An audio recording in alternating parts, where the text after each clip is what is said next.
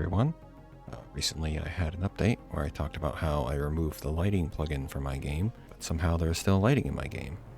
As you can see, here and over here, it's blinking. There it is. So I want to talk about how that is. It's not entirely easy because it does require parallax mapping, because that basically takes care of this one, the static one. There's more over here. If I cheat to walk through this wall here, see there's one over here as well, it's static. And there's one over here that is blinking again. So I'll show off the parallax mapping in just a second. The blinking one is handled simply by having a show animation happening on a loop, and it just has just an event right there.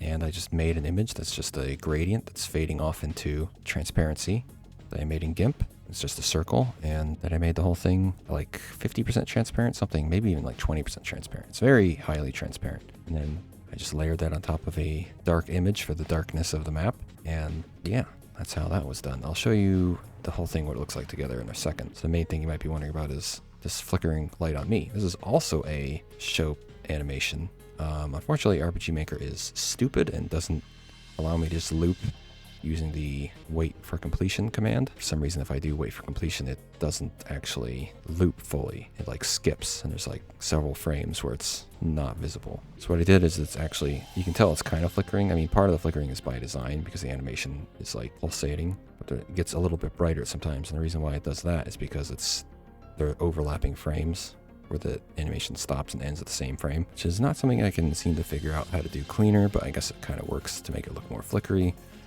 Maybe if someone in the comments has a better way of creating a fake light on the player, I'd love to hear that. Let's look at the layers that I have here. So this is what the parallax map looks like with everything together on top of each other.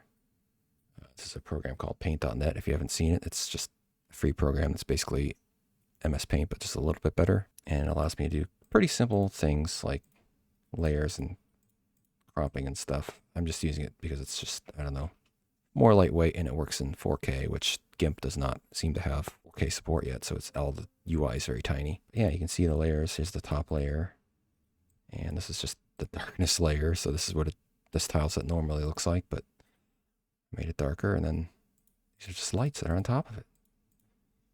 And that's all you have to do in terms of parallax mapping in order to get lights working. So yeah, and by doing this, I was able to remove a plugin, and that made my project run a lot smoother. And I love to encourage people to try to find creative solutions to get their game working whenever possible. Guess I'll try to do more of these devlogs in the future. So I'll see you guys later.